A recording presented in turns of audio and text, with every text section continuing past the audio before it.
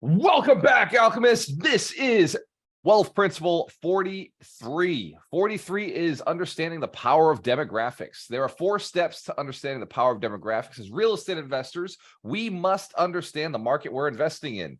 And if you're on TikTok or you're on Instagram, you missed what I just said.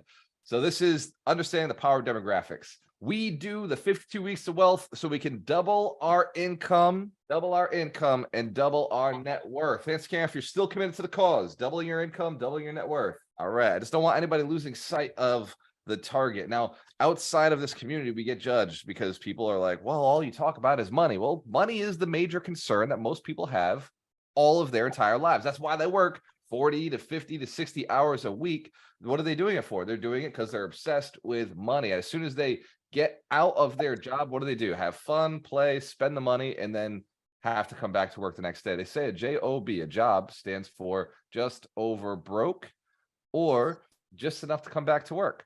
Hence, if you've ever had a job, a job, excellent. And at some point, you're going to want to get out of that job. Hence, care if you got out or you want out. Got out or want out. All right. Now, I'm not saying jump out right away. Like I made the mistake of jumping out too soon. I literally did. I jumped out way too soon, and I had to struggle for a year to catch back up. I was making $75,000 with my employer, and then I quit my job, got into real estate as an agent, and made $17,000. So that was an epic fail. And then the next year, I made $115,000. So I was able to make it back up. But that whole year of making $17,000 was not something that I had to do. You don't have to put yourself into such stress and anxiety, especially if you have kids or a spouse. I went through a divorce, which is why I continued to tumble and went through a lot of emotional turmoil while losing all that money. If you're paying attention, you're like, oh my God, like he's telling me quit my job. I'm not saying quit your job. I just want to be very clear. Do not quit your job. Keep making your money. And then on top of that, side hustle, right? The 24 hours in a day, you sleep at 8 of them, you got 16 hours to make money. If you're already committing 8 hours to a boss, you got another 8 hours to commit to making extra money. Hence, if you're misusing your time, you know for sure you're misusing some of your time. All right. I just want to be clear that it's your fault.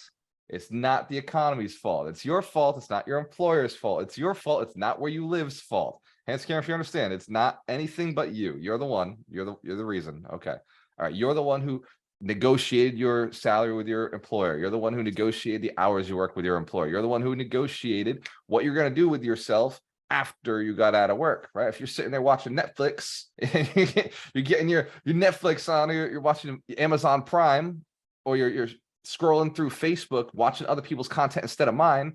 If you're scrolling through on Instagram or TikTok, look, that's your choice. Hence, if we can make better decisions.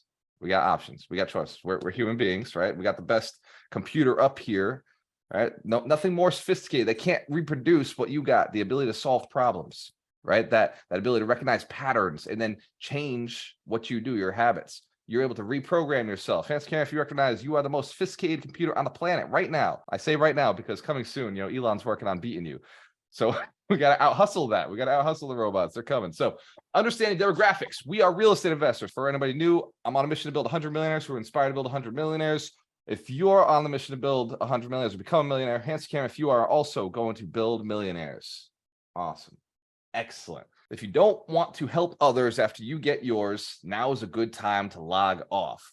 If you're cool with helping others once you've made yours and you're willing to share with other people, excellent. Stay on the call. I'm going to teach you how to get the right people in front of you, how to identify the right markets, and how to build your business in a scalable way. Today, we're just talking about demographics because that is the key to finding the right amount of people. Now, if you're a real estate investor, you don't want to go to a market that doesn't make sense, right? Hence, if you want cash flow in your market, we're going to talk about the 4 steps to making sure that the marketplace has the properties that you're looking for. If you are a business owner, you also want to follow the same exact simple process that we're going to use as real estate investors to decide where do you market to find your money, your clients. You cannot make money where there is no people.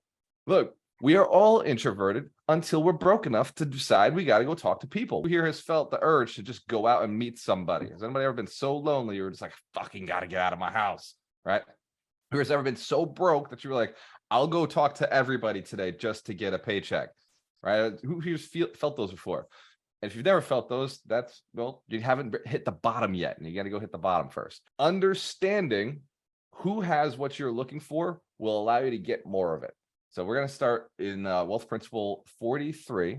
Wealth Principle 43, understanding the power of demographics. And we're going to go through the 4 tips for finding the best places to invest in real estate. Number 1, you must understand population trends. Now, the population trends are things like, is the population growing? This is my favorite one. This is like the most important one to me. Or is the population shrinking? If it's shrinking, I probably won't be there for very long. If the population is growing, there's a good chance that more and more appreciation, higher in rents.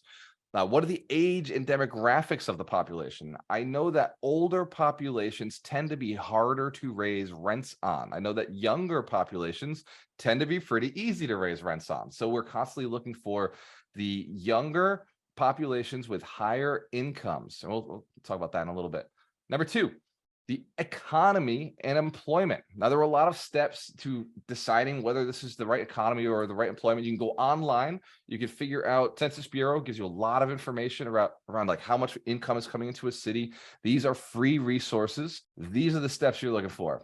Within the economy, point 1, who are the major employers, and are they from diverse industries or one sector? In Fall River, where I grew up and I started investing, we had one major employer. It was the textile business. And as soon as textiles went to China, the whole city became depressed. We went from a city of population of 150,000 to 86,000 people over 50 years. Hans Camp should recognize that's a bad drop. It was 100 years. That's a bad direction to be going in. Number 2, are major employers expanding or contracting? Look at your city. Are big employers building more people, building more businesses, taking more ground? Or are they selling off some of their assets, shrinking their office space, having a smaller footprint? Number 3, what is the rate of new business growth in the city? Are new businesses starting up? Do you see new businesses popping up all over the place? Do you see more on Yelp? When you look at the business owners in that market, are there more of them showing up? This is research you have to do. Another one is Starbucks. Is Starbucks in the town, right? If Starbucks there, if Starbucks is, it's a good sign that your city is growing. Chick-fil-A is another one. If Chick-fil-A is in town, there's a good sign that your city's either on the mend or it's growing. How does job growth compare with the national average? Look at the national average. Look, the city that I grew up investing in does not have a great national average of job growth. We haven't seen a lot of appreciation, but Boston blows past the national unemployment and job growth. And that's a great market for appreciation. What is the GDP of a particular city? What is the gross metropolitan product, and is it growing? This goes back to what is the main thing that they're building and growing and putting out. Like Fall River was textiles. We saw Detroit drop because Detroit was cars, and then the city was completely destroyed when the car industry went under. And they said, they call it the Rust Belt, completely wiped out, all the jobs gone. House prices went down to, you could buy houses for like $4,000 a house, or $400 in some pretty rough neighborhoods. Look, it costs way more money to build a house in Detroit than it does to buy a house in Detroit. So the market got destroyed when those industries got wiped out. Third, salaries and income trends. And again, all of this information is stuff you can find online for your city. The income trends that you're looking for are salaries. Are incomes increases or shrinking? Are the employers able to pay more, or are they cutting back and paying less? And then what percentage of the population is living below the poverty level? What percentage of the population is living below the poverty level? If they're living below the poverty level, there's a good chance rents aren't going to go up for a while, right? Because they're already struggling. They're having a hard time. These are not cities that we tend to like to invest in. Number 4, price to rent ratio. This is a little bit of math involved, but basically what it says is if rent is cheaper than the cost of a purchase, it's not a very good time to purchase. But if rent is higher than the cost of the purchase, the monthly payment of the purchase, then it makes a lot of sense.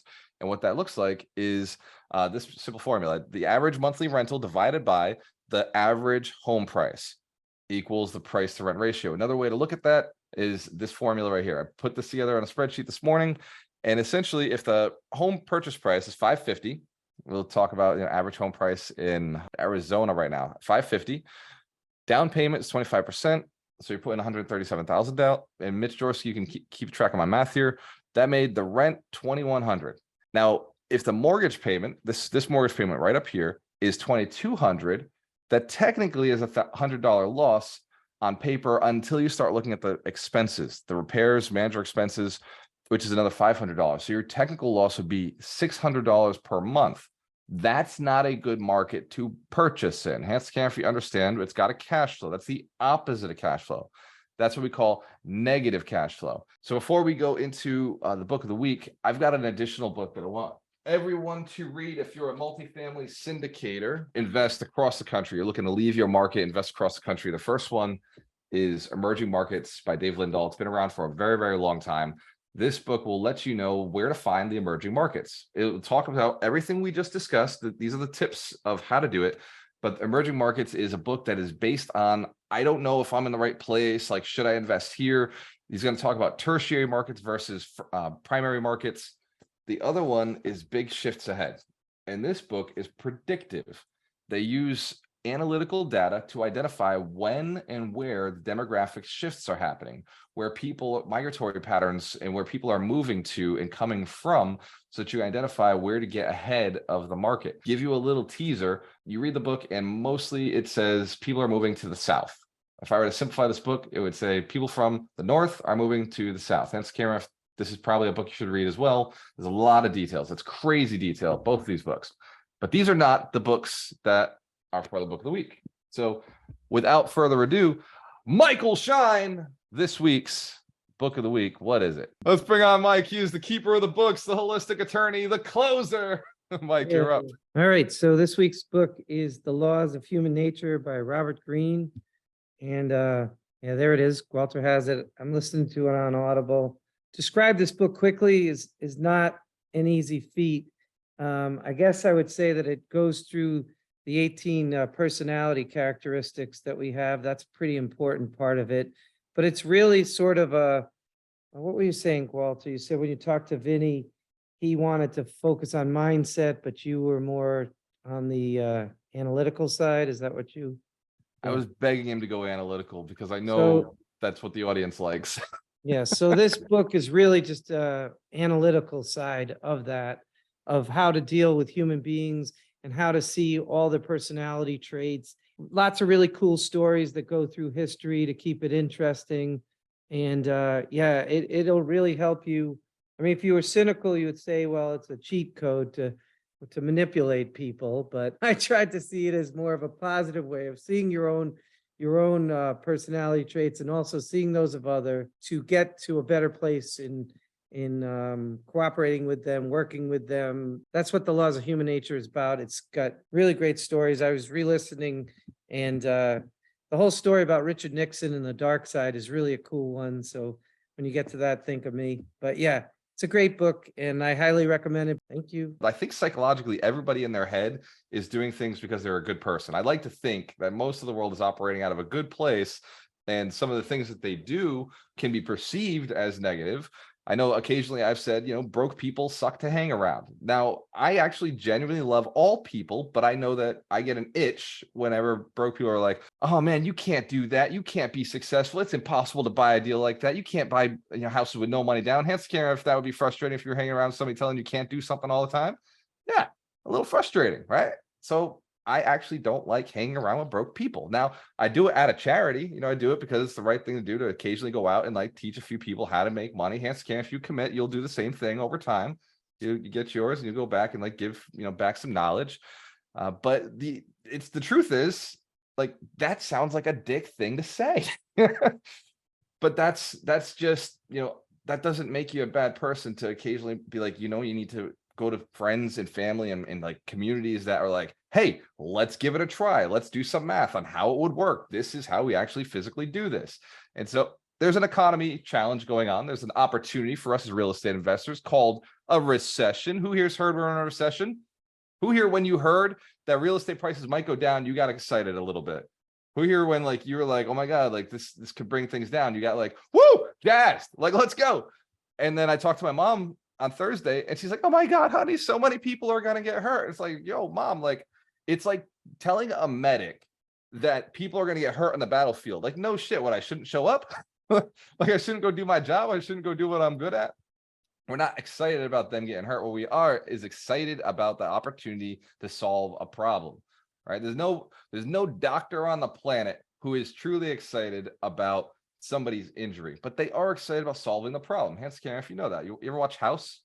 I watch House. I'm like, this dude's not excited about the problem, but when the problem's there, he's excited that he's the one who's chosen to fix the problem, right? He's not out there hurting people, but when the problem comes into the emergency room, you get excited about the ability to solve the problem. So as you're going out there as real estate investors, understand there's a lot of problems to solve. They are coming. People are going to be doing subject to, which is, Larry's in here. He just created his courses. He's offering that to people. There's going to be opportunity for wraparound mortgages, seller financing. There's a lot of opportunities coming because we are in a recession. This is the best time to become a real estate investor. This is where prices are going right now. You saw this at the summit. This is where I think we're kind of at in the cycle. If you remember the cycle from the 100 Millionaires Summit, I said that in a cycle, you've got optimism, excitement, euphoria at the top. Then after that comes denial, fear, and panic, and then depression.